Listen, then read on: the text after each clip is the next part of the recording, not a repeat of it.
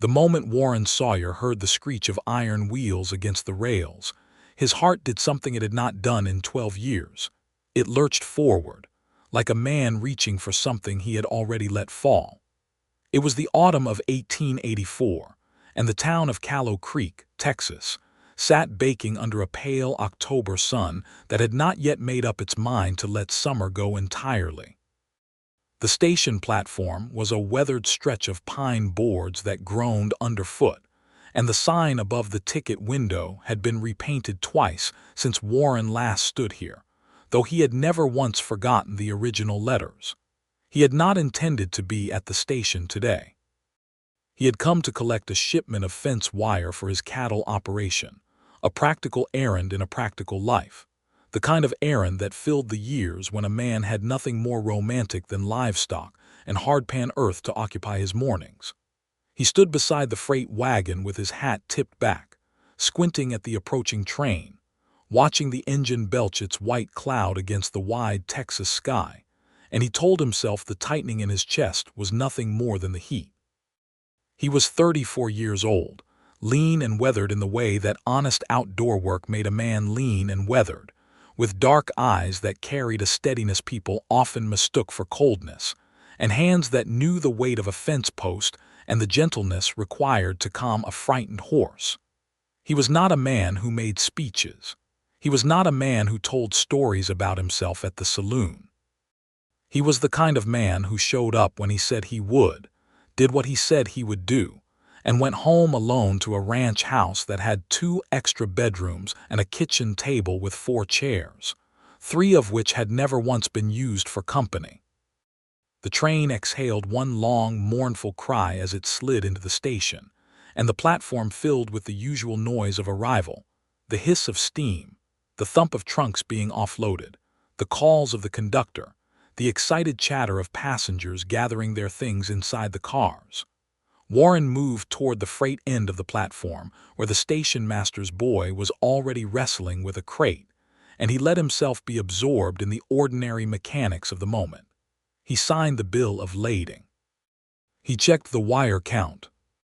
He directed the boy to load the crates into the wagon bed with the careful attention he gave to every task, because careful attention was how a man kept his mind from wandering into territory it had no business wandering.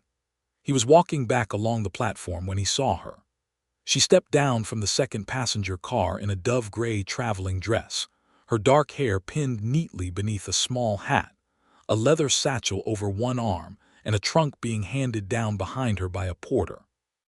She was looking out at the town with the expression of someone taking careful inventory, not the frightened look of a stranger, not the relieved look of someone arriving home, but something between the two, a look of deliberate reckoning, as though she had been preparing herself for this exact moment for a very long time.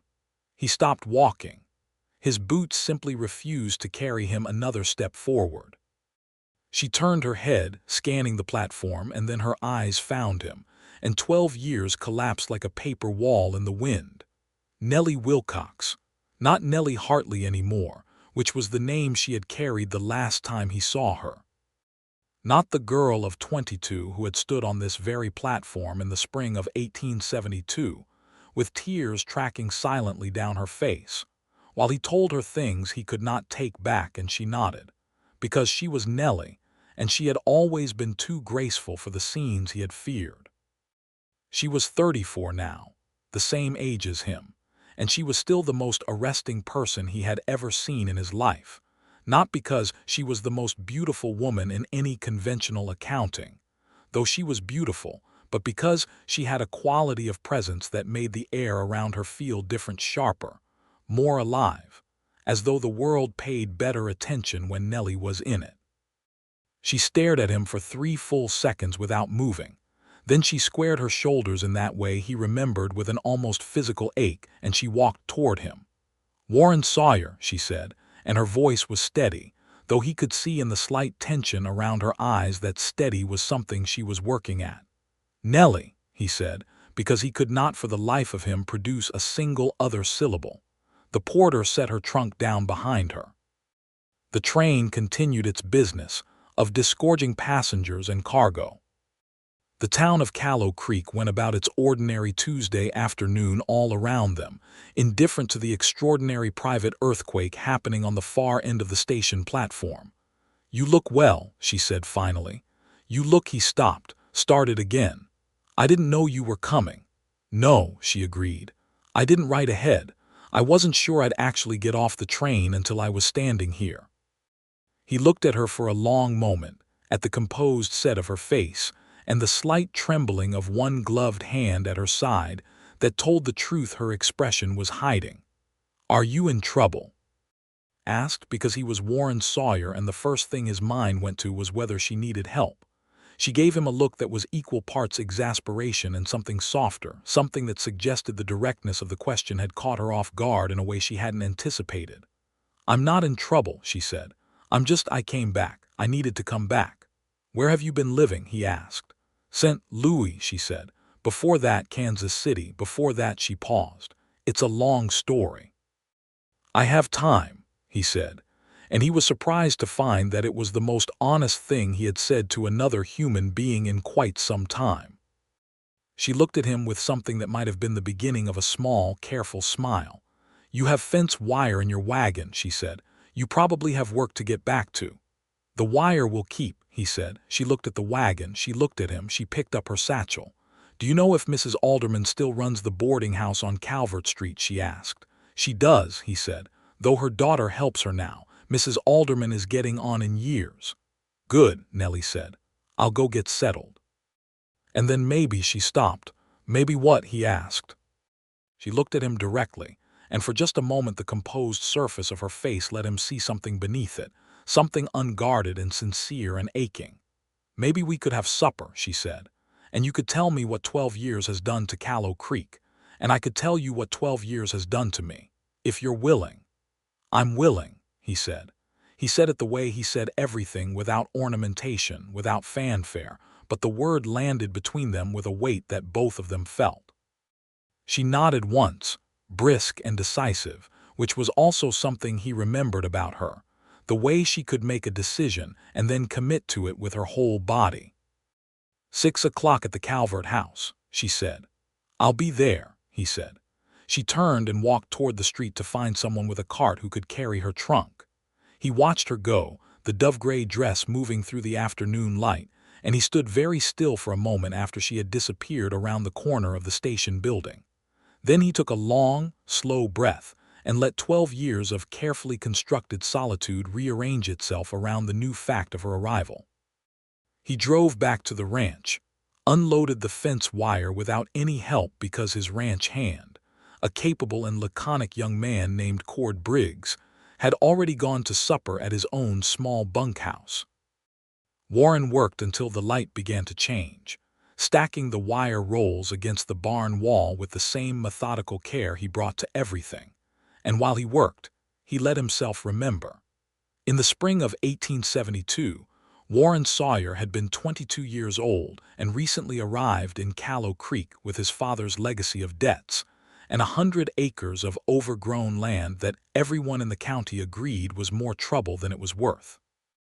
Nellie Wilcox had been living with her aunt, who ran a millinery shop on the main street, while waiting for the situation with her father's estate in Missouri to be settled.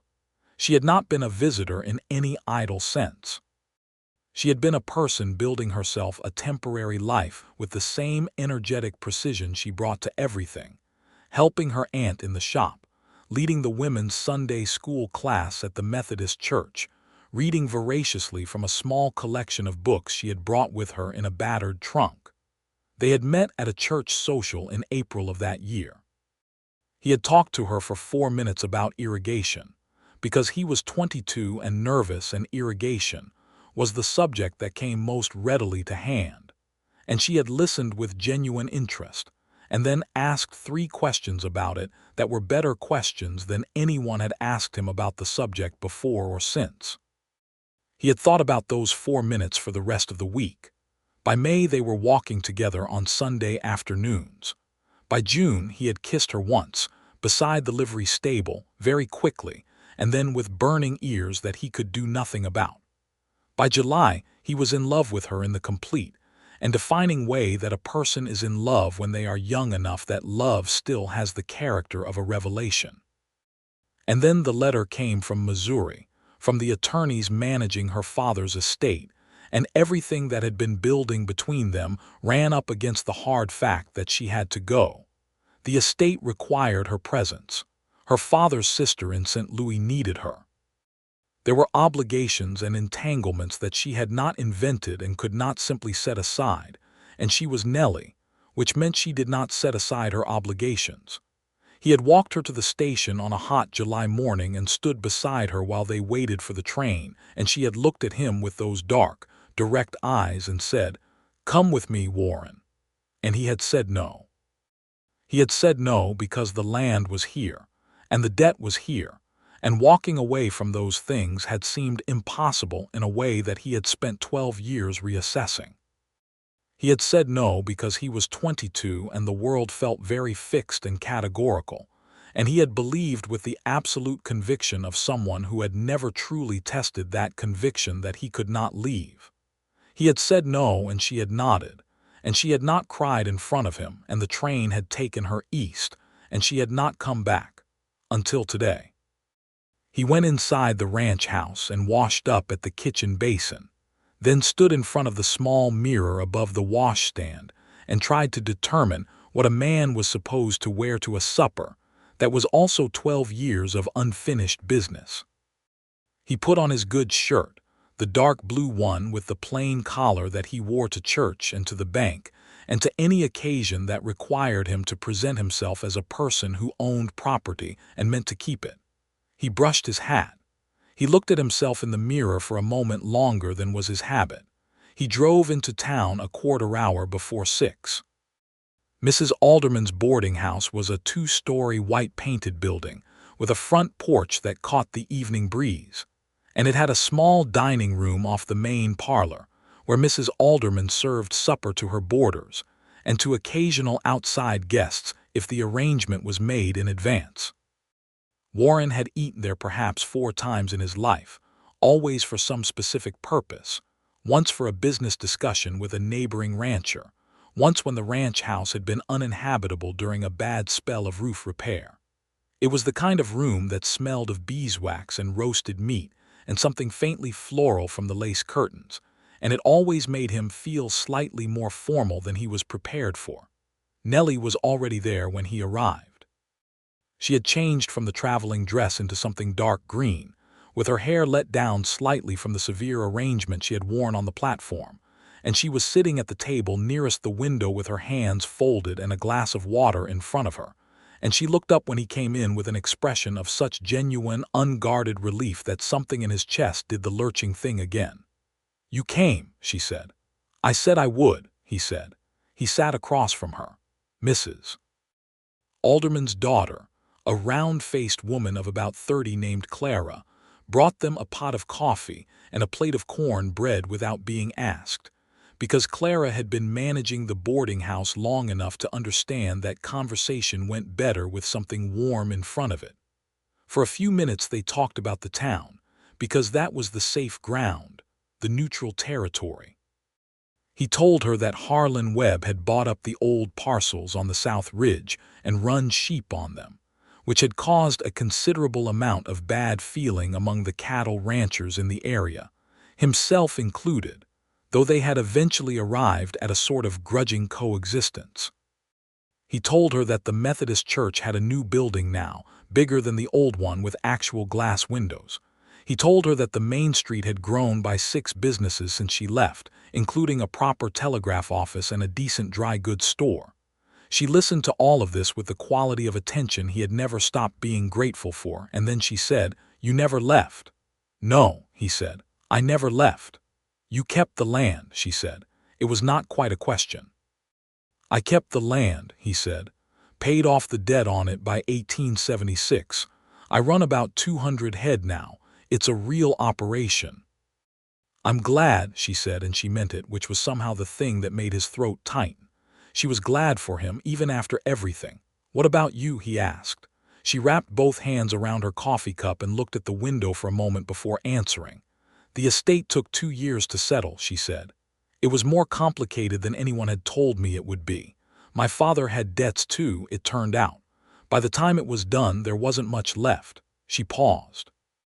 I stayed in St. Louis because my Aunt Roberta, my father's sister, not the one here, she needed care. She was ill. I helped her for 3 years. She died in 1877. I'm sorry, he said. She was a good woman, Nellie said. Difficult but good. After she passed, I took a position as a school teacher in Kansas City. I taught there for 5 years. She looked at him steadily. I married in 1879. He kept his face still. He was good at keeping his face still. I heard, he said, which was not entirely true, he had heard a rumor once from a passing traveler who had come from Missouri, a rumor he had received with a level of equanimity that had required considerable private effort. His name was Robert Wilcox, she said. He was a good man, a lawyer, quiet, kind. She paused. He died of typhoid in the summer of 1882. I'm very sorry, Nellie, he said, and this time the words were fuller because he meant them in a way that encompassed everything, the loss itself, the years of her life that had shaped themselves around a grief he had not been there to share. Thank you, she said. She took a sip of her coffee. There were no children, she said, and he heard the careful neutrality with which she delivered that piece of information, and understood that the neutrality was not absence of feeling but the presence of a feeling too large for an ordinary dining room. After Robert died, I went back to teaching, she continued. I was in St. Louis again. I had a good life, Warren. I want you to know that. I wasn't. It was a real life, not a waiting sort of life. She looked at him with a kind of fierceness that he recognized as important. She needed him to understand that she had lived, not merely endured. I know, he said. You're not the kind of person who waits. She looked at him for a moment and something shifted in her expression. No, she agreed quietly. I'm not. Clara brought their supper, braised beef and roasted potatoes and green beans from the kitchen garden, and they ate for a few minutes in a silence that was not comfortable exactly, but was at least honest. So why did you come back? He asked finally. She set down her fork. She had known this question was coming, and he knew she had known it, and they both knew that the answer was the real subject of the entire evening. My Aunt Ruth, she said. My father's other sister, the one who ran the millinery shop here. She wrote to me in August. She's ailing. Her eyesight is failing and she can't manage the shop alone anymore, and she has no one. She paused. She asked if I would come. So you came for Ruth, he said. I came for Ruth, she agreed. She picked up her fork again, and then set it down again, and looked at him with the directness that had been one of the first things he had loved about her.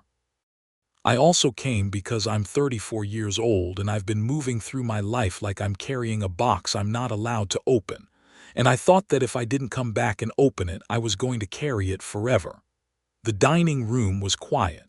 From somewhere in the back of the house came the distant sound of Clara washing pots. And now you're here, Warren said. And now I'm here, she said. He looked at her across the table in the warm lamplit room, at the woman who had gotten off the train this time, who had made the choice he had not been able to make 12 years ago, and he felt something in himself that he had been keeping very carefully locked go slightly, tentatively, terrifyingly loose. I'm glad you're here, he said. She looked at him for a long time. Then she picked up her fork with the air of someone who has said the necessary thing and can now return to the manageable business of supper. Tell me about your ranch, she said, and so he did.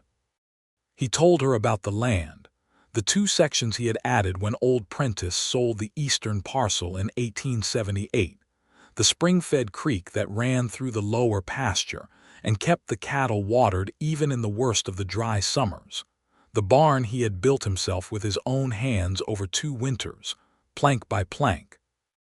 Because he had not had the money to hire builders, and because the work itself had kept him from too much thinking during a period of his life, when too much thinking was a genuine danger.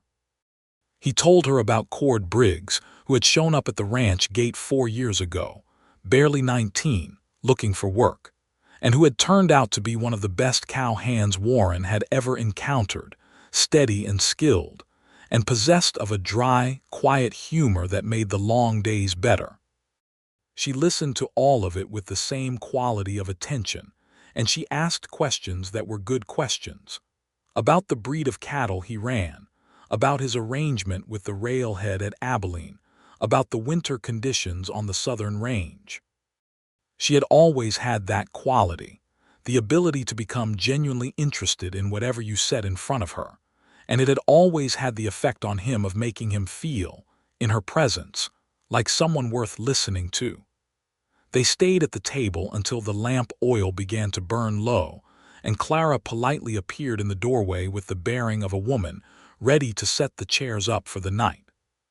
He walked her to the stairs of the boarding house, and they stood in the front hallway under the yellow light of the wall lamp, and there was a moment that stretched between them like something suspended, like the breath before a word. "I hope you'll stay," he said. She looked at him. "I'm going to stay," she said. "I told you I came to help Ruth." "I know," he said. "I meant more than that." She was quiet for a moment. Then she said softly, "Ask me again when I've been here long enough to give you a real answer." "That's fair," he said. He walked out into the cool October night and stood on the porch for a moment, looking up at the wide Texas sky with its extraordinary abundance of stars, and he thought that the world was a very particular kind of strange place.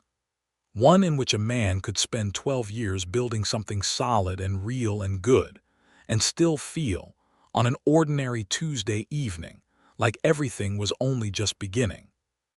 The next morning he was up before the sun, because he was always up before the sun, and he went through the ordinary rhythms of the ranch feeding, checking the water lines, riding the east fence with Cord to check a section that had been showing wear. Cord was 23, with a broad, sun-darkened face and the kind of easy competence in the saddle that some people are simply born with, and he had the good sense not to ask Warren why he was quieter than usual this morning, which was one of the things Warren appreciated about him. They fixed the fence and rode back in time for the midday meal, which Warren cooked himself beans and salt pork and the last of a batch of cornbread that he had made 3 days ago, and which Cord consumed with the appetite of a young man who had done 4 hours of physical work before noon. They ate at the kitchen table, and Warren found himself looking at the 3 unused chairs and thinking, with a kind of cautious private astonishment, that this was perhaps not a condition that had to be permanent.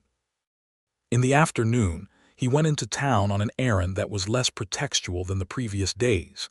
He genuinely needed to pick up a package at the dry goods store, a harness fitting he had ordered from the catalog 2 weeks prior. He told himself he was not going past the millinery shop on his way, and then he went past the millinery shop on his way, because he was Warren Sawyer, and he was honest with himself about most things even when he would have preferred not to be. The shop was narrow and bright, with a window display of hat forms and ribbon spools and bolts of fabric, and through the glass he could see Nellie moving around behind the counter with an older woman, her Aunt Ruth, clearly, small and slightly stooped, with the slow, careful movements of someone whose eyes were not quite finding the world the way they used to. Nellie was holding up a spool of ribbon near the window light, and Ruth was squinting at it, and Nellie was saying something that made the old woman laugh. He stood outside for a moment longer than he should have, watching the lamplit scene through the glass, and then he went on to the dry goods store and collected his harness fitting and rode back to the ranch. But he came back the next day. He told himself he had a reason, and the reason this time was that the millinery shop was the natural place to buy a birthday present for his closest neighbor's wife, Mrs. Patris Avery, whose birthday was in 3 weeks, and for whom Warren felt a genuine, if entirely platonic, regard. This was true. He had intended to buy something for Patris's birthday. He went into the shop. Ruth looked up from behind the counter and squinted in his direction. "Warren Sawyer," she said, with the certainty of someone who recognized voices rather than faces now. "Lord, I haven't seen you in here in years." "Morning, Miss Ruth," he said. He looked past her to where Nellie had appeared from the back room holding a length of blue silk ribbon. She met his eyes and the corner of her mouth moved just barely. "Mr. Sawyer," she said, with an entirely controlled formality that was clearly a kind of private joke between them, and he felt the warmth of it like standing in a patch of sun. "I need a birthday present," he said, "for Mrs. Avery, Patris Avery on the South Road." "I know Patris," Ruth said. "She favors green, always has." "Then green it is," he said, and he found himself at the counter while Nellie laid out options and Ruth provided opinions, and the three of them worked their way through the ordinary business of ribbon and hat pins, and a very pretty brooch with a green stone that wasn't emerald, but passed for it in the good-natured way that frontier commerce understood these things. He stayed for 40 minutes and spent perhaps 15 of those minutes actually choosing a present. When he left with the green brooch wrapped in brown paper, he heard Ruth say behind him, with the cheerful blindness of someone who is not actually blind to anything that matters, "That man has been in love with you since you were both young enough not to know what to do about it." He did not hear Nellie's response. He was already out the door, but he was also, for the first time in quite some time, smiling without being entirely aware that he was doing it. October gave way to November, and November in Callow Creek had a character of its own, the air sharp enough to make you aware of your lungs, the sky a hard, clear blue that went on forever, the light going amber in the afternoons in a way that made everything look slightly more significant than it actually was. Warren found himself coming to town more often than the ranch strictly required, and Cord Briggs, who was not a fool, began to arrange his own schedule with a discretion that Warren appreciated without acknowledging. He took Nellie riding on a Saturday in early November, after she had mentioned that she had not been on a horse in 2 years and missed it. He brought the bay mare Flossie, who was the most reliable of his horses and also the gentlest, and he saddled her up while Nellie stood in the barn doorway in a practical riding skirt and a coat that was the same dark green as the dress she had worn to supper, and watched him work with the calm, interested attention that she brought to everything. They rode south toward the creek, following the fence line and then cutting across the open pasture where the cattle grazed in their slow, communal way. The sky above them was enormous and still, with a hawk turning slow circles far up in the blue, and the only sounds were the horses' footfalls and the distant lowing of the cattle and the dry whisper of the grass. "It's beautiful out here," she said. "It is," he agreed. He said it simply, without the apology for plainness that some people felt compelled to add, because he had never felt that the scale of a thing required apology. "I'd forgotten," she said. "In St. Louis, you forget what this much sky looks like. You grew up in Missouri," he said.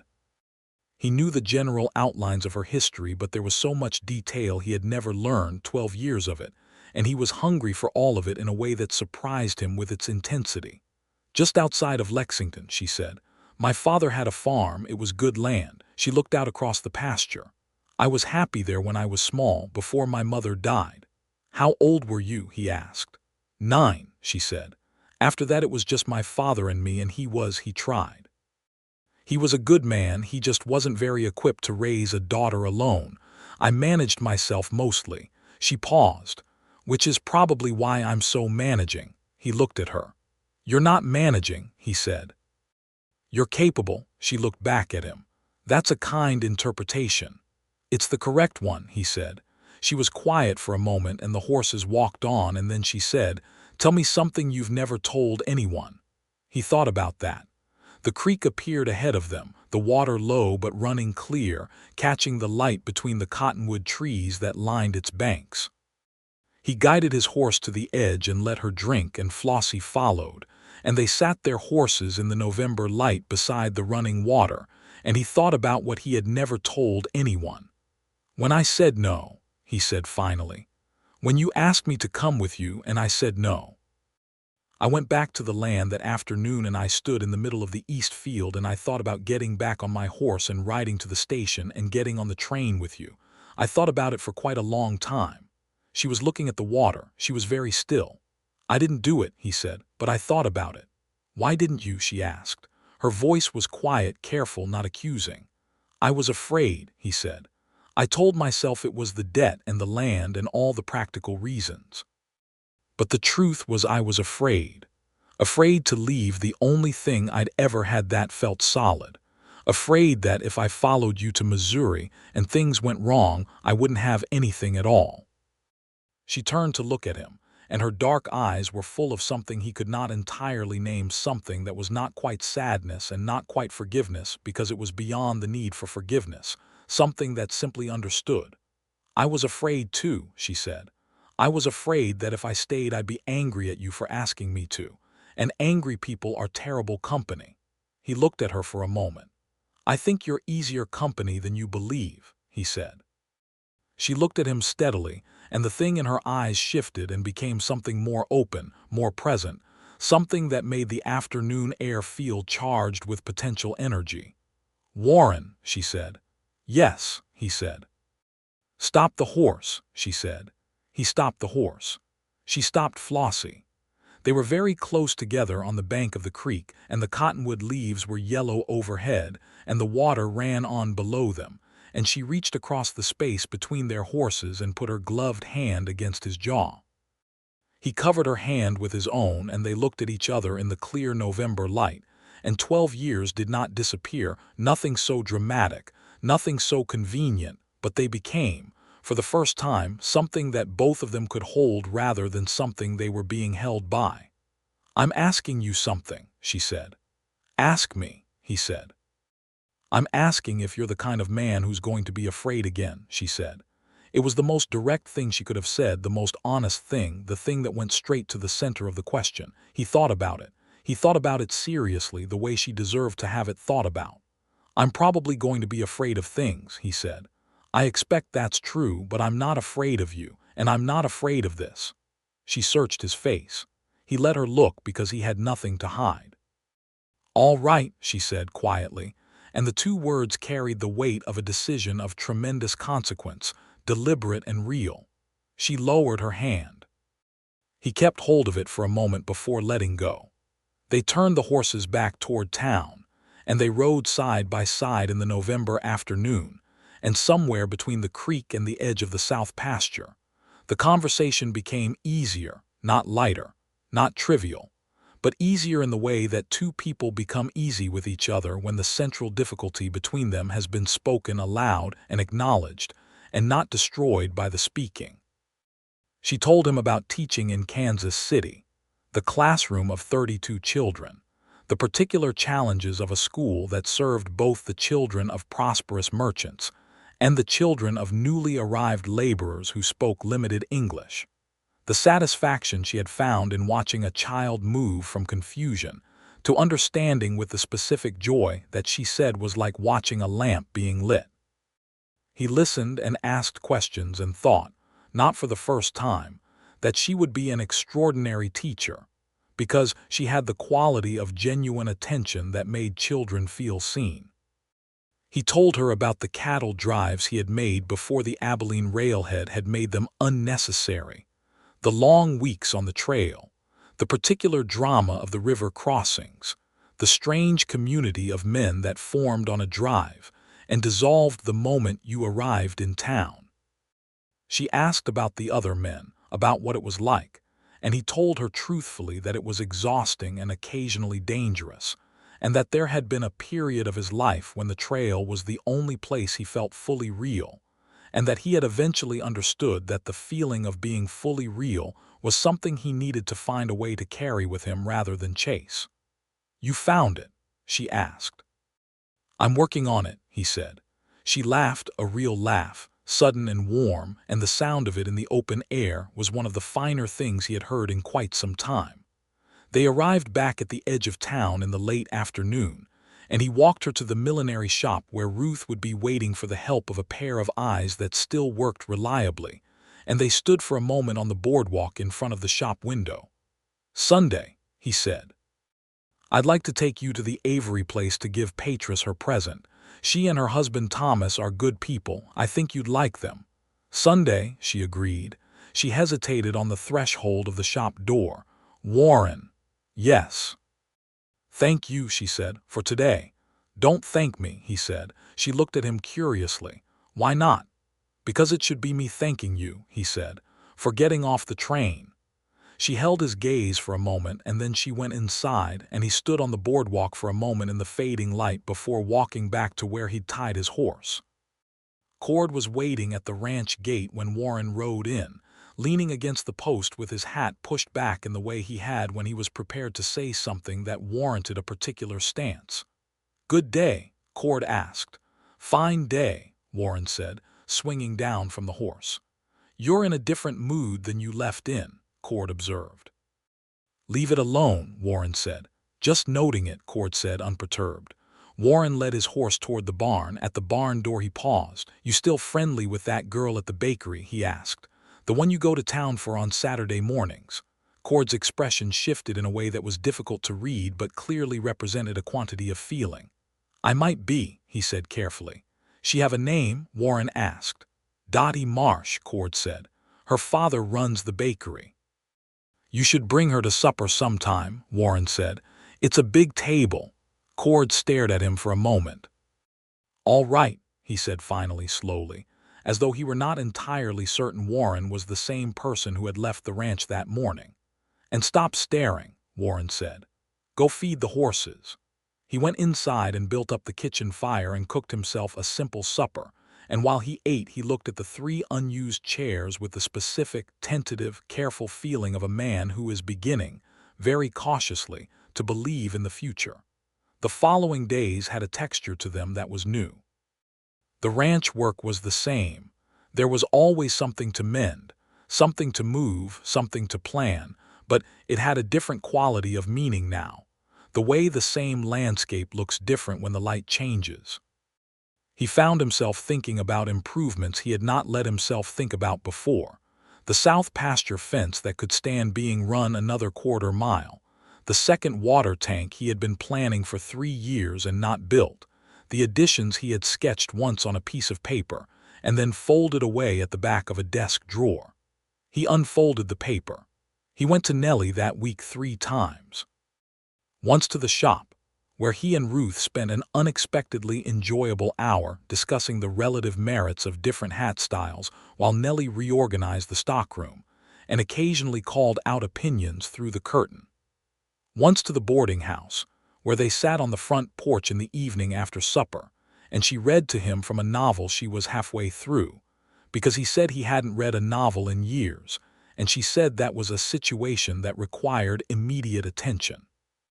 Once on Wednesday afternoon, when he came by simply because he could not think of a reason not to, and they walked together to the end of Calvert Street and back, while she told him about a difficulty she was having with a supplier of hat trimmings who was supposed to have sent a shipment in September and had not.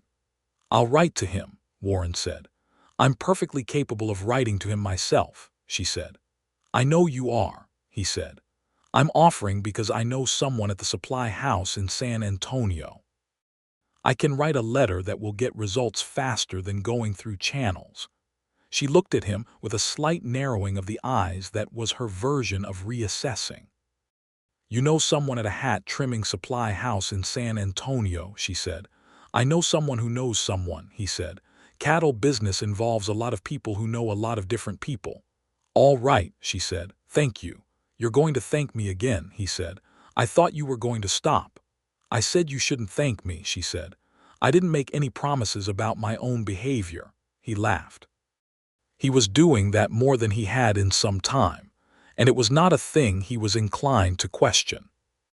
Sunday came, and he brought the wagon to the boarding house at 11 in the morning, and Nellie came out in a wool coat the color of autumn leaves with her hair arranged more loosely than he had seen it so far, and she looked so wholly herself, and so entirely unlike anyone else in the world that he had to consciously keep his expression under control while he helped her up into the wagon seat.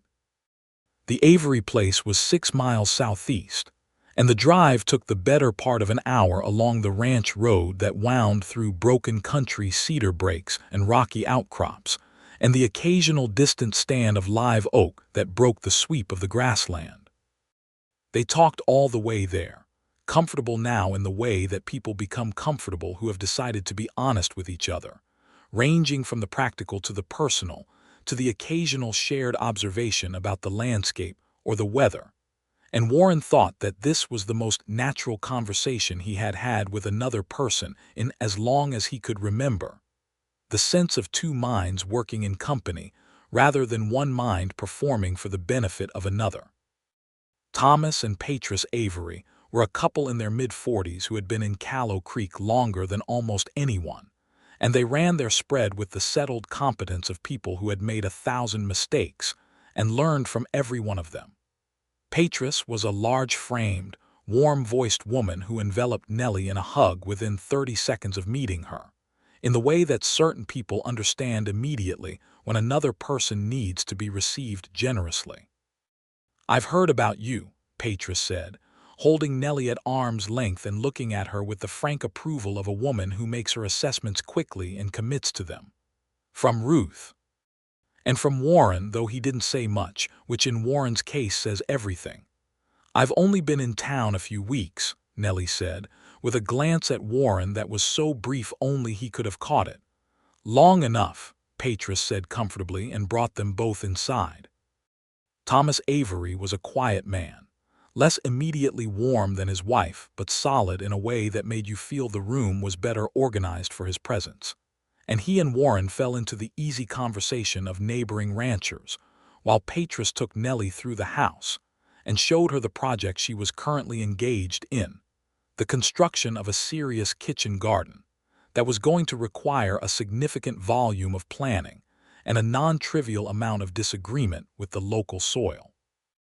Nellie threw herself into the discussion with the enthusiasm of someone who had been waiting for a project to care about, and by the time dinner was on the table, she and Patris were deep in a detailed conversation about irrigation and compost and the relative merits of different bean varieties.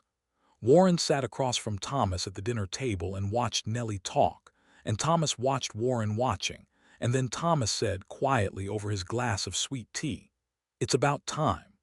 "Hush," Warren said. "I've been saying so for a decade," Thomas said mildly. "I'll say so again." Patris opened her present at the table and held the brooch up to the light with an expression of genuine delight, and pinned it to her collar on the spot. And the afternoon unwound in the way that the best afternoons do, slowly, without agenda, full of food and talk and the comfortable company of people who like each other. They drove back in the early evening, the sky going pink at the horizon, and Nellie was quiet in the good way, satisfied and warm, full of the afternoon in a way that didn't require words immediately.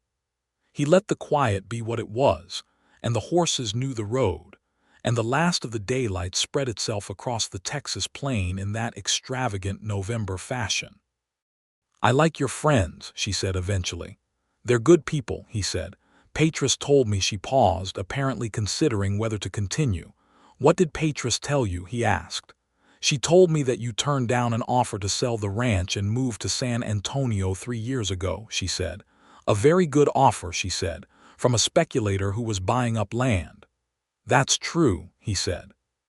"She said you told him you'd built the thing and you weren't going to hand it over just because someone waved money at it," she said. "Also true," he said. She was quiet for a moment. "I'm glad you stayed," she said. There was something in the words that went underneath the simple surface of them. He glanced at her. She was looking at the road ahead, her profile steady in the last light, and he thought about what it had cost him to say no once. Once, 12 years ago, out of fear, and what it had cost her, and what the years between were, and whether the distance between then and now could be crossed by two people who were older and different and still, somehow, unmistakably themselves. He reached across the wagon seat and put his hand over hers where it rested on her knee. She looked down at their hands, and then she turned her hand over under his and closed her fingers around his, and they drove the rest of the way into town like that in the rose-colored evening, and it was simple and enormous at once.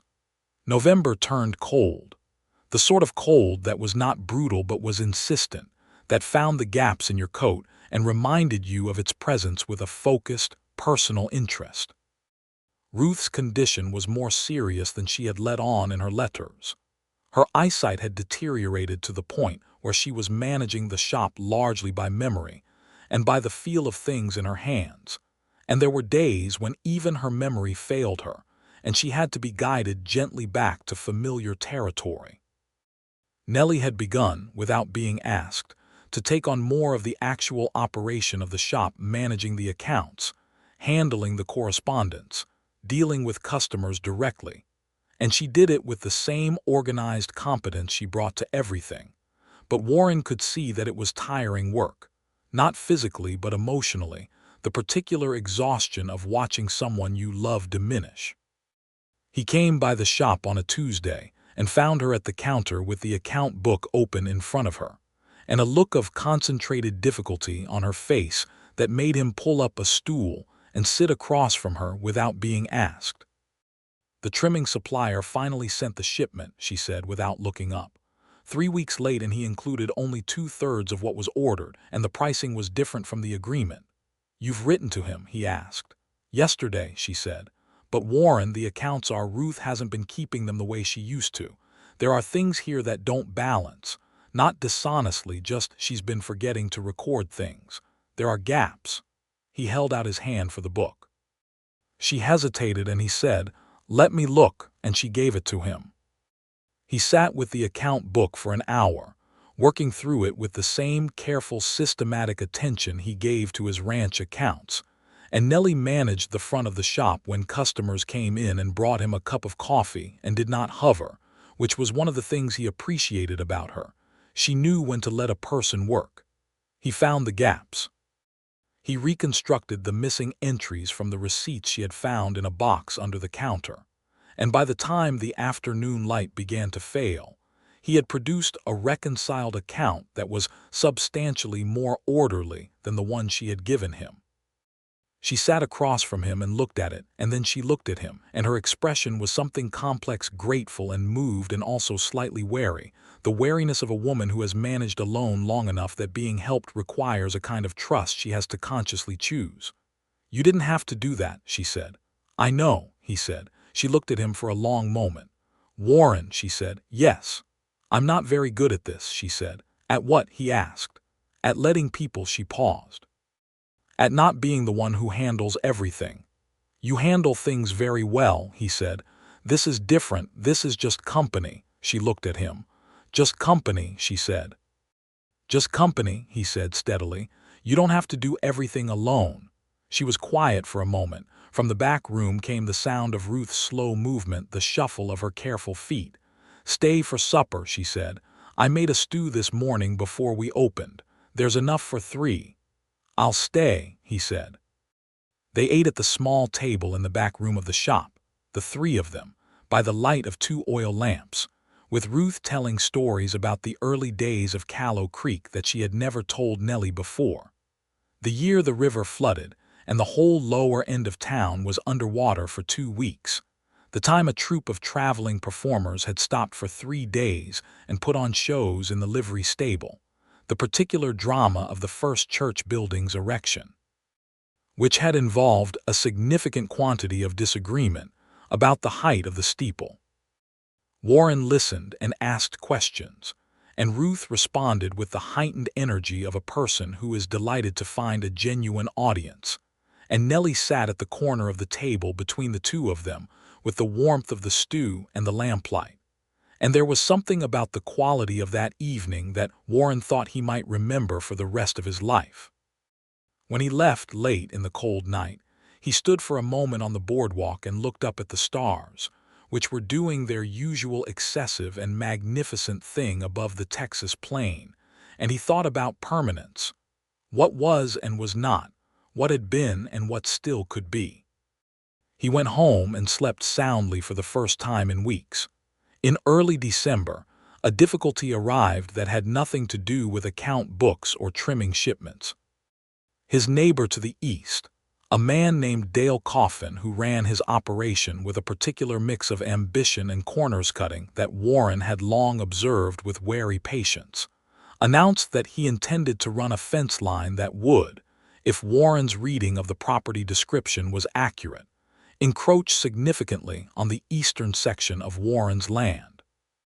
A survey had been conducted by a man Coffin had brought in from 2 counties over, and the resulting description disagreed with the description that had governed the property since Warren's father had filed the original claim in 1868.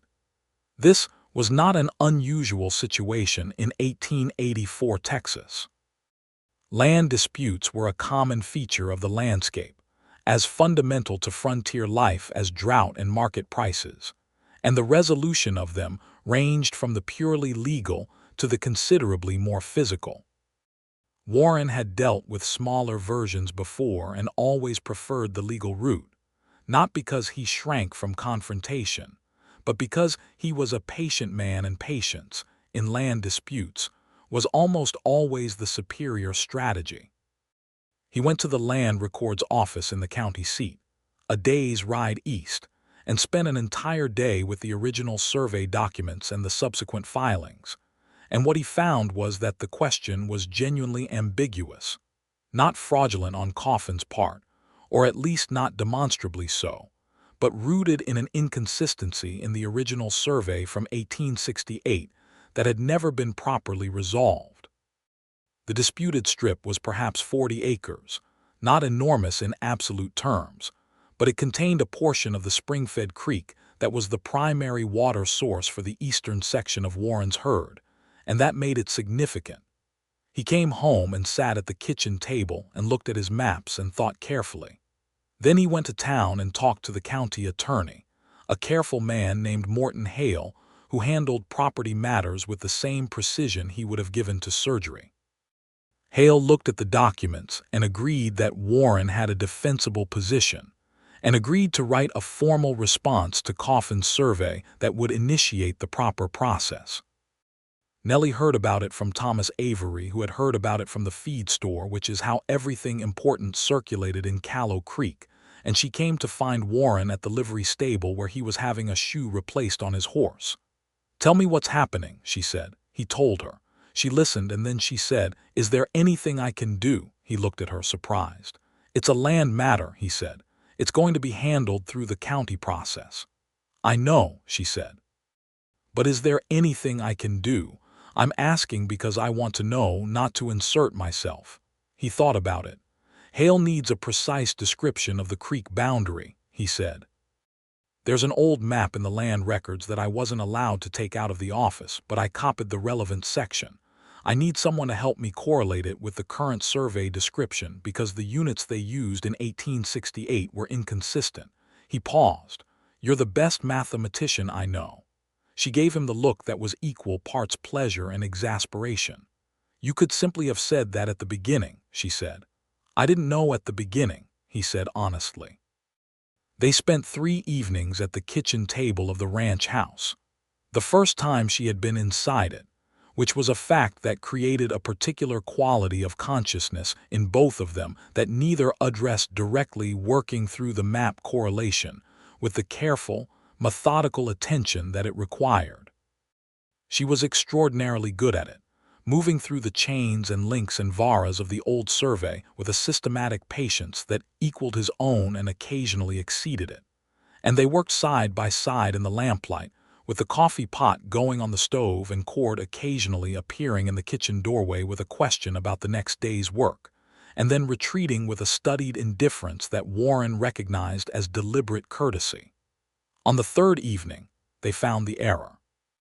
It was subtle, a transposition in the original survey's recording of a bearing that had created a drift of perhaps 60 feet to the north along the crucial boundary line, a drift that had been faithfully reproduced in every subsequent copying of the description, and which Coffin's surveyor had apparently not caught or had chosen to ignore. The original marker stones, which still existed and which Warren knew the location of, resolved the question definitively. "That's it," Nellie said, sitting back in her chair. "That's your boundary." He looked at the papers and then at her, and she was illuminated by the oil lamp in the warm kitchen with the winter wind outside and the smell of coffee in the air, and her eyes were bright with the satisfaction of a problem solved. "We need to get Hale out to the marker stones," Warren said. "Tomorrow," she agreed. He looked at her and then he said, because it needed saying and he had never been someone who waited when something needed saying, "Nellie, I want you to know something." She looked at him steadily. "What is it?" "I've been thinking about asking you something for 3 weeks," he said. "And I've been measuring whether it was too soon and whether I had any right to ask given everything, and I've decided that the measuring itself is the kind of fear I told you I was going to try not to have." She set her pencil down very carefully on the table. She was very still. "I want to know if you consider making this permanent," he said. "This, you and me. I'm not asking you to give up Ruth or the shop or anything that's yours. I'm asking if you want to build something here. With me. Because I think we could build something very good, and I would rather ask and have you tell me it's too soon than not ask and spend another 12 years not asking." The kitchen was quiet. The wind moved against the windows. The lamp flame was steady. She looked at him for a long moment, not the calculating look of someone uncertain, but the deliberate look of someone giving a serious thing the serious weight it deserved. "I've been waiting for you to ask since the 2nd week," she said. He stared at her. "What?" "I said I'd give you a real answer when I'd been here long enough," she said. "I'd been here long enough by the 2nd week." She looked at him with that quality of direct, warm, slightly exasperated sincerity that was entirely hers. "I was waiting for you to ask." He sat back in his chair and looked at her, and then he laughed a real laugh, surprised out of him, and she laughed too, and the sound of both of them laughing in the kitchen of the ranch house, with the papers between them and the wind outside and the whole quiet winter night around them, was the finest thing Warren Sawyer had heard in his entire life. "Then yes," he said. "Then yes," she said. "Warren." He reached across the table and took her hand, and this time it was different from the creek, from the wagon, from all the careful, tentative gestures. This time it was a claim, mutual and deliberate, and she turned her hand in his and held on. They were married in the Methodist Church on a Saturday afternoon in February of 1885, in the building with the real glass windows, with Thomas and Patris Avery standing as witnesses and Cord Briggs seated in the front row looking extremely uncomfortable in a collar that was clearly new and already causing him considerable suffering, and Ruth Wilcox in the front pew on the other side. Small and slightly bent but radiantly alert in a blue dress, and a hat from her own shop that was the finest thing she had ever made. The minister, a young man named Reverend Qualls, who had been in Callow Creek for less than a year, and was not yet accustomed to performing marriages for people in their 30s who had known each other for 12 years, conducted the ceremony with a careful attention that suggested he understood he was dealing with something more layered than the ordinary young love he was usually called upon to sanctify. When Warren took Nellie's hands and looked at her in the pale winter light coming through the glass windows, he had a full awareness of the exact quality of the moment, not a feeling of something beginning, but a feeling of something that had already been real for a long time finally being named.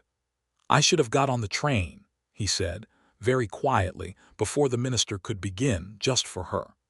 "You got here eventually," she said.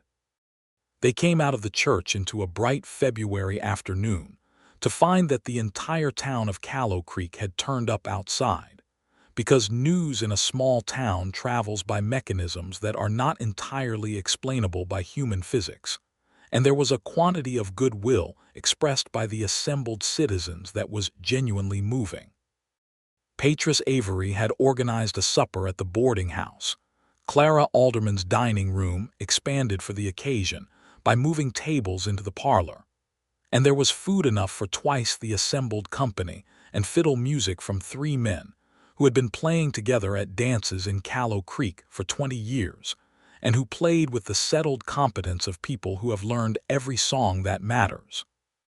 Warren danced with Nellie on the boarding house parlor floor in front of everyone, which was something he had not done since he was considerably younger, and he was not a graceful dancer by any objective measure, but she fitted against him so naturally that it did not seem to matter. And they moved through 2 dances, and then stood at the edge of the room with their hands interlocked, while around them the fiddle played, and the children of attending families ran between the adults' legs, and the evening went golden and warm. Ruth was brought home early. She tired easily now, and Nellie saw her settled and then came back to the party, and she and Patris sat in the corner of the parlor with their heads together over some matter of tremendous interest that Warren did not attempt to investigate, and he stood with Thomas and Cord's Dottie Marsh, who was a cheerful, compact young woman of 20 with a frank manner, and flower on her dress, despite having taken it directly from a box this morning, which somehow made Warren enormously fond of her.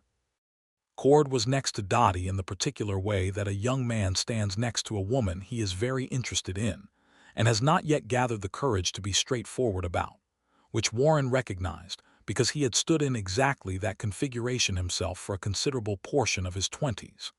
He caught Cord's eye and gave him a look that communicated, very precisely, the opinion that Cord was old enough to say what he meant, and that the appropriate time was sooner rather than later. Cord went slightly red and looked away, which Warren counted as progress.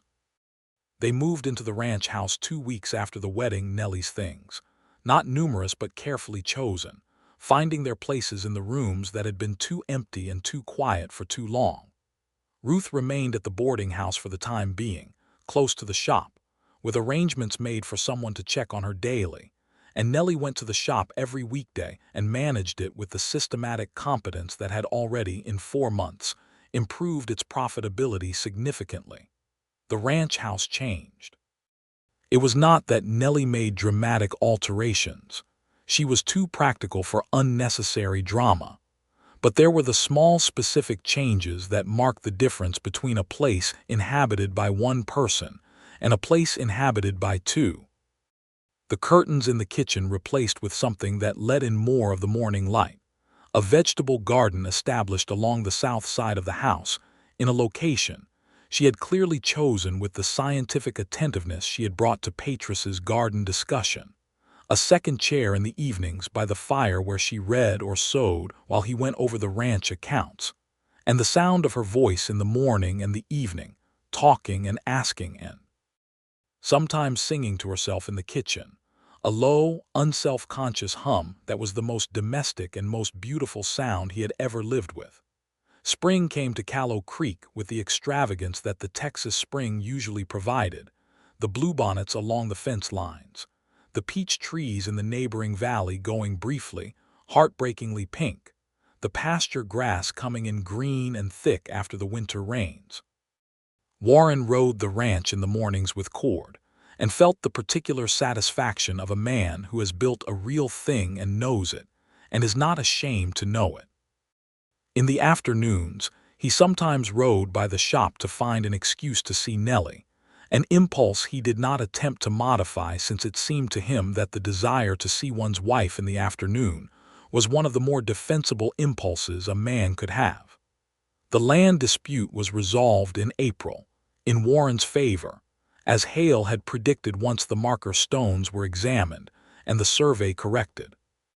Coffin accepted the ruling without grace but without escalation, which was the best that could be hoped for, and Warren drove the new fence post himself along the corrected line with a satisfaction that was partly practical and partly something more personal, the quiet satisfaction of a man who fought the right fight in the right way and came out standing. He came home to find Nellie at the kitchen table with an expression on her face that was careful and quiet in a particular way. "What is it?" he said. She looked at him with those direct dark eyes. "I think I'm expecting," she said. He set his hat on the hook by the door. He crossed the kitchen and sat down across from her. He looked at her face, at the careful quality of her expression, at the thing beneath it that was hope not yet fully permitted to be hope. "Are you certain?" he said. "Not entirely," she said, "but mostly." He reached across the table and took both her hands in his, and she held on to him with a firmness that told him more about what she was feeling than any words would have. "Mostly is enough to start with," he said. She looked at him, and the careful thing in her face softened all at once into something open and unguarded, and so full of feeling that it made the kitchen feel very small and very full. "I didn't want to say it until I was ready to believe it," she said. "Believe it," he said. She pressed his hands. "It has been a long time since I had something to believe in this way," she said quietly. He understood what she meant and the weight of it, all the years between the Missouri farm where she had been a happy child and this ranch kitchen in Texas, all the things she had managed and endured and made herself capable of carrying. He understood it, and he held her hands and he said, "You have it now." Ruth died quietly in her sleep in early June, which was both a loss and a mercy, and Nellie carried it with the steadiness she carried most things, and the grief she permitted herself in private that Warren witnessed without comment and held without intrusion, understanding that some grief was not meant to be talked away, but only accompanied.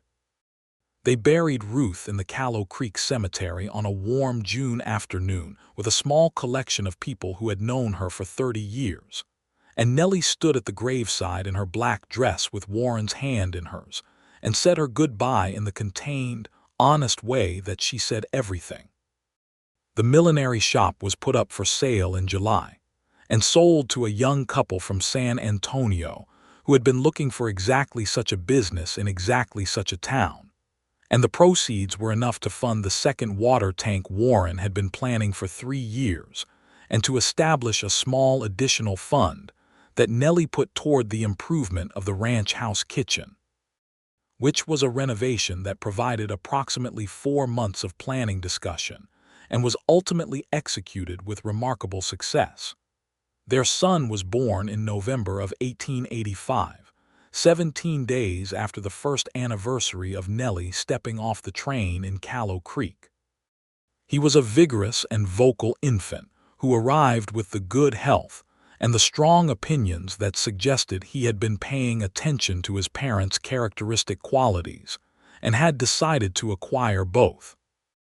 They named him James, for Warren's father, with the middle name Thomas, for Thomas Avery, who received this information at the supper table with the composed emotion of a man who has been a steady neighbor for 15 years and is deeply moved without the vocabulary to say so, and who covered it by clearing his throat and complimenting the quality of the potatoes. James Sawyer was a demanding and delightful infant who filled the ranch house with a noise and vitality that was, Warren thought on many occasions, the precise corrective for 12 years of excessive quietness. Cord Briggs, who had graduated from standing beside Dottie Marsh to actively courting her with the earnest determination of a man who has received a pointed look from his employer and acted on it, was pressed into service as an occasional holder of the baby, a responsibility he accepted with the expression of a man confronting something both alarming and unexpectedly wonderful. Cord married Dottie Marsh in the spring of 1886, in the same church with the glass windows, and Warren stood as his witness in the repayment of a long-standing debt, and Nellie and Dottie stood in the front row together with James on Nellie's hip, and the day had the quality of a proper circle completed. Cord and Dottie took a small house at the edge of the ranch property. Warren had proposed it, offering a fair arrangement that gave Cord a portion of the operation in exchange for his continued work and commitment, because Cord had become by that point not merely a hand but a genuine partner in the enterprise, and Warren believed in acknowledging what was true, and the ranch took on a different quality again, the quality of a small community rather than a single man's effort. The years that followed had the texture of real life, which means they were full of ordinary difficulties and extraordinary pleasures in roughly equal measure. There were drought years and good years, cattle prices that fell and recovered, one bad winter that took a portion of the herd and required them to make hard decisions that Warren made with the practiced equanimity of a man who has learned that the land is not sentimental, and neither sentiment nor despair is useful in its management. There were seasons when the ranch seemed to run itself, and seasons when it seemed to require every hour of every day and half the night as well. Through all of it, the kitchen table was full. James grew into a bright, energetic boy with his mother's directness and his father's steadiness, and a particular gift for mathematics that Nellie cultivated with focused attention and considerable private pride. He attended the town school and excelled at it, and by the time he was 8, He was doing sums for the ranch accounts in the evenings as a form of practice that he seemed to genuinely enjoy, which Nellie pointed out was evidence of a specific kind of character, and Warren pointed out was evidence of a specific kind of upbringing, and they were both right. A daughter arrived in 1888, and they named her Ruth, for the woman who had been the thread that connected a woman in St. Louis to a train station in Texas, and to a ranch house on the Callow Creek plain. She was a quiet, observant child from the beginning, with the quality of watchfulness that suggested she was filing away everything she saw for future reference, and she had a gift for the kind of steadiness that made other people relax in her presence, which both her parents recognized with a private, wordless recognition as the trait most necessary to a good life. Warren's Ranch, Sawyer Range, as it had come to be called on local maps, which was a development he had not requested and had not discouraged, was, by the early 1890s, one of the more substantial operations in the county. Not the largest, and not the most visible, but one run with the particular combination of competence and patience and ethical seriousness that resulted in a reputation that outlasted any individual season's performance. Other ranchers came to Warren for advice about difficult decisions, and he gave it plainly and without condescension, and they appreciated both qualities. Nellie, who had given up the millinery business, found her vocation in a different form. The Callow Creek School had grown with the town, and in 1887 the school board, faced with a need for a teacher for the upper grades, and in possession of the knowledge that Nellie Sawyer had 5 years of teaching experience in Kansas City, approached her.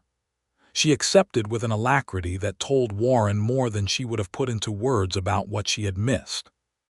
She taught the upper grades for 7 years, and during that time shaped the education of a generation of Callow Creek children with the particular quality of attention and demand and warmth that made a teacher excellent rather than merely adequate.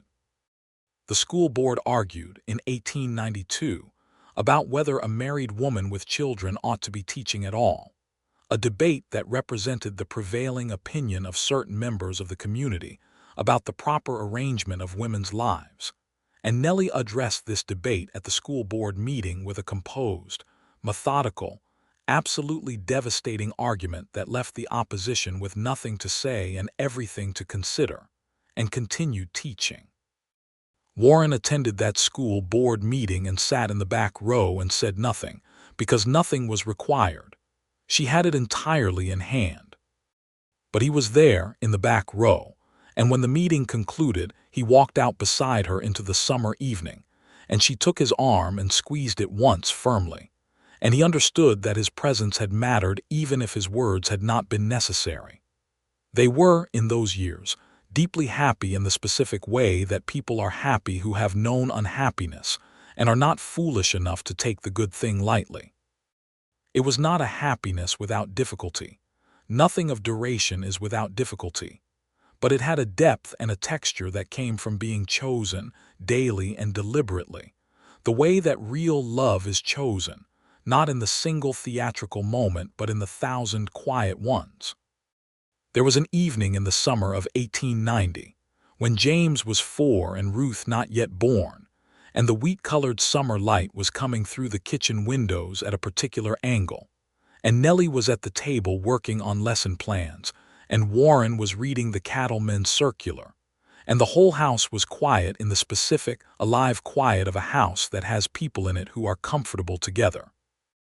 And he looked up from the circular and looked at her and felt something so complete and so full that it was almost painful, the feeling of a man who has what he needs and knows it and is not afraid of it. She looked up and caught him looking. "What?" she said. "Nothing," he said. She gave him the look. "Warren." "I was thinking," he said. "About what?" He thought about how to say it. He was not, as he had told her in the first weeks, a man who made speeches, but he was, as she had told him, a man who eventually said what needed saying. "I was thinking," he said, "about the train station, about the platform and the way the heat came off the boards in July, and the way I stood there and watched you go and told myself it was the only possible choice." She was very still. "And I was thinking," he continued, "that it is perhaps the most extraordinary thing that's ever happened to me, not that I let you go, which I'll regret until I'm in the ground, but that you came back. That you got off the train this time. That was entirely you, Nellie. That wasn't luck. That was you deciding that the box needed to be opened." She looked at him across the kitchen table for a long moment with those dark, direct eyes that had been looking at him clearly for 18 years now, counting the summer of 1872, and her expression was the most unguarded thing he had ever seen on another person's face, open and full and entirely, absolutely real. "I almost didn't," she said. "I sat in that seat until the train was almost stopped. I told myself I was being foolish. I told myself there was nothing left here, that I was romanticizing. I told myself you'd have a wife and 5 children and a full house and a life that had moved on entirely." "I had 3 extra chairs," he said. She made a sound that was between a laugh and something else. "And then the train stopped," she said, "and I stood up. And the thing that made me stand up was, I thought, if I don't get off this train, I'll be on it forever. Just riding back and forth and never getting off at the right stop." He stood up from his chair and crossed the kitchen and sat on the edge of the table beside her, which was not the most dignified posture but was the most direct route to being close to her, and she turned in her chair and looked up at him. "This is the right stop," he said. "Yes," she agreed. "This is absolutely the right stop." He put his hands on her face, carefully, the way he had learned to do everything that mattered to him with complete attention, without rushing. And she put her hands over his, and the summer light came through the windows and lay across the table, and the lesson plans and the cattleman's circular. And Callow Creek went about its ordinary business outside, and inside the kitchen of Sawyer Range everything was exactly as it should be. By the time Ruth was 10 and James was 14, and the ranch had weathered 2 more dry summers and 1 extraordinarily good one, Callow Creek had grown into a proper small town with a bank and a newspaper and a second church and a railway depot that had been rebuilt in wood and brick to replace the original weathered pine platform. The West was changing. There was no pretending otherwise. The open range that Warren's father's generation had ridden was being carved into sections and fenced and civilized by the particular civilizing force of property law and population pressure. And the era that people were already beginning to call the Old West was closing itself around the edges like a wound healing, leaving a scar that would be visible for a generation.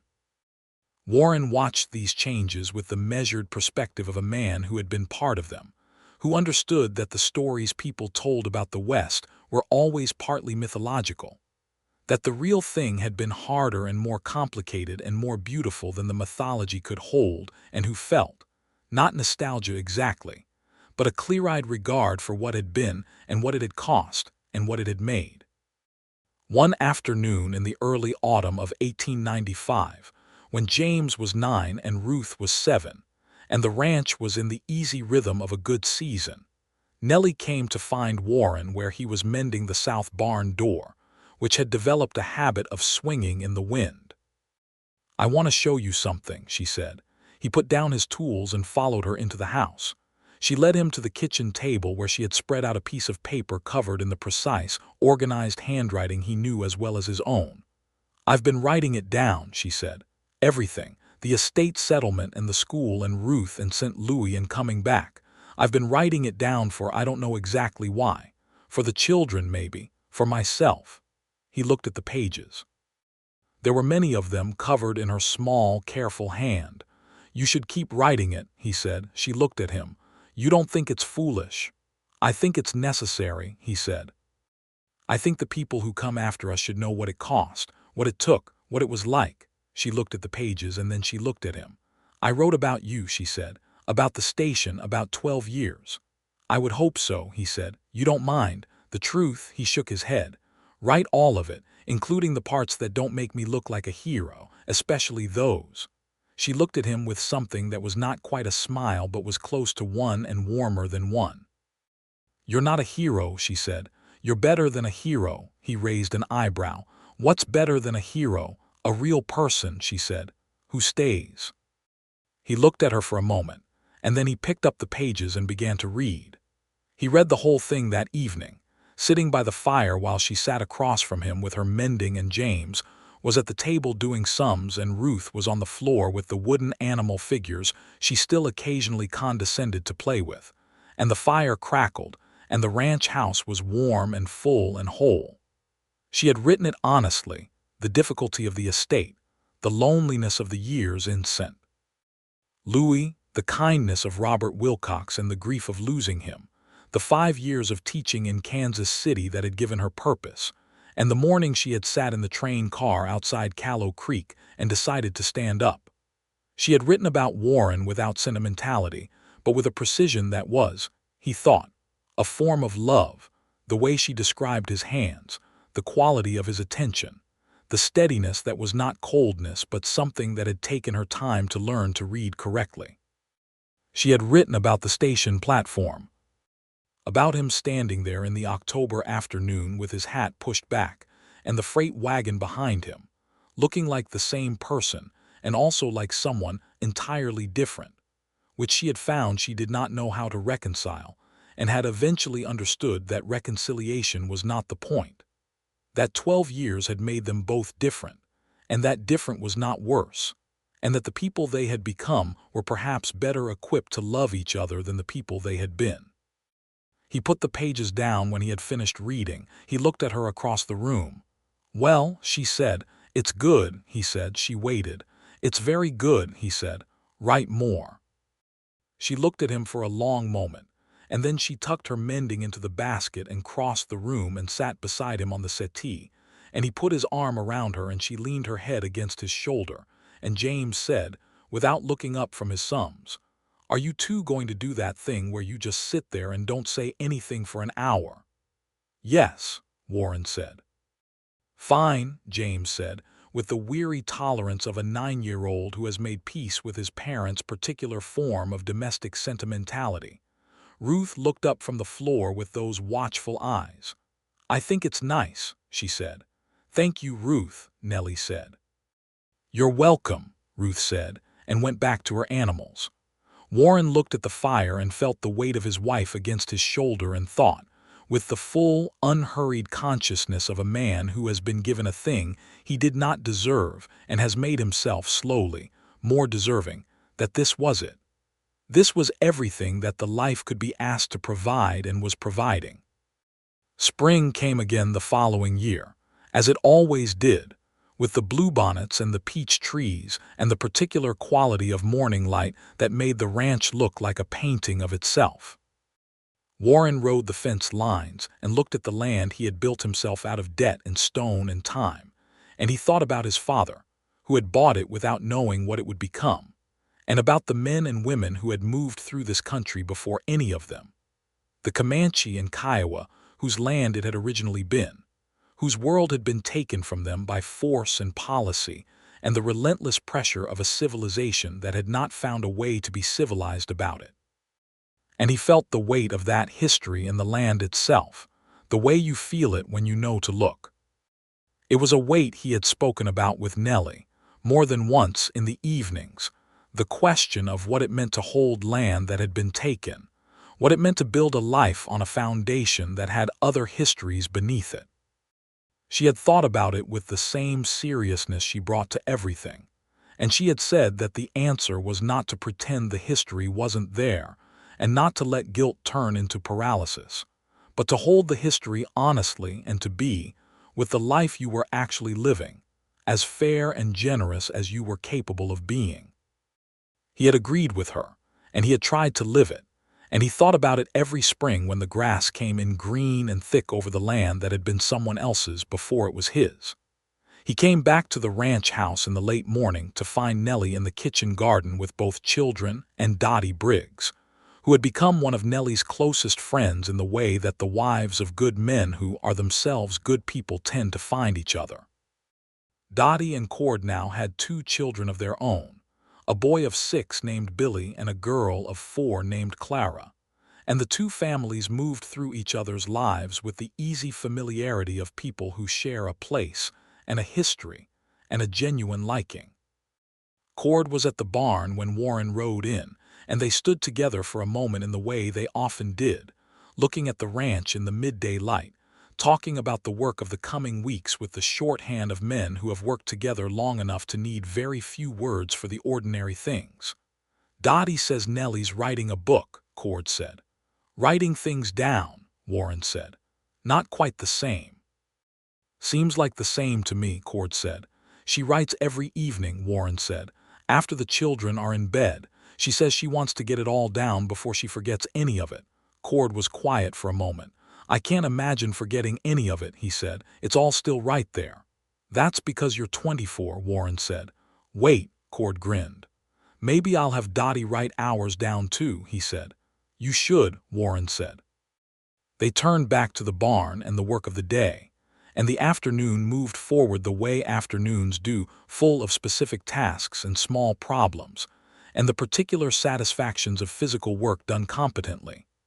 And by supper time the whole group had assembled at the long table in the Sawyer kitchen, which had been extended with an additional leaf for occasions of this kind, and there were 8 people around it, plus Billy Briggs on a crate and Clara Briggs on Dottie's lap. And the noise of it was considerable, and the food was very good. Nellie had cooked a roast, and Dottie had brought corn pudding, and someone had produced a pie of uncertain but tasty origin. And the table was full in every sense of the word, and Warren sat at the head of it and looked at the length of it. At his daughter, Ruth listening carefully to something, Billy was explaining with tremendous earnestness. At his son James arguing good-naturedly with Cord about the best way to handle a particular kind of fence post. At Dottie and Nellie talking across the plates with the particular energy of 2 women who have much to say to each other. And he thought about the kitchen table of 12 years ago, empty, with 3 unused chairs. He thought about the train station. He thought about the moment she had stepped off the car in the dove-gray dress and found him with her eyes across the platform, and the way the 12 years had collapsed between them like a paper wall in the wind. She caught him looking down the length of the table, and she gave him the look, the one that was equal parts exasperation and warmth and complete understanding, and mouthed something that he read without difficulty as, "Stop being sentimental." He gave her back the look that was his version of the same thing, and turned to answer a question that Ruth was directing at him with her characteristic quiet precision. After supper, after the children were eventually in bed and the Briggs family had gone home in the mild spring evening with the sound of their wagon receding down the ranch road, Warren and Nellie sat together on the front porch in the quiet that came after a full day and a full table. The stars were doing their usual excessive, magnificent thing above the Texas plain. The night was mild. The horses were settled. The ranch was breathing in the slow, satisfied way that well-run land breathes at the end of a good day. "I want to ask you something," Nellie said. "Ask me," he said. "Are you happy?" she said. She said it directly in the way she said everything, looking at him steadily. He thought about it. He thought about it with the seriousness it deserved because she was Nellie and she asked real questions and expected real answers. "Yes," he said. "I'm happy. Are you?" She looked at the stars for a moment. "I am," she said. "I am in a way that I didn't know was possible for quite some time, and I want you to know that." "I know it," he said. "Tell me you know it," she said. He looked at her. "I know it," he said. "Nellie, I know it every day." She turned to look at him in the starlight, and her face was the face he had been looking at now for 12 years of this life together, and it was the same and different and entirely itself, and it was the most familiar and the most remarkable sight he knew. "Good," she said. "Then we agree." He reached for her hand. She gave it to him. They sat together on the porch of the ranch house that he had built himself, on the land that he had made real, in the life that she had come back to make possible by the simple, extraordinary act of standing up on a train and getting off at Callow Creek. The night went on around them. The stars were enormous. The plain was quiet and full of its own secret life. The creatures moving in the grass and the slow movement of wind across the flats and the occasional distant sound of cattle, which was the most familiar and most reassuring sound in Warren Sawyer's life. the sound that had underscored everything for 15 years.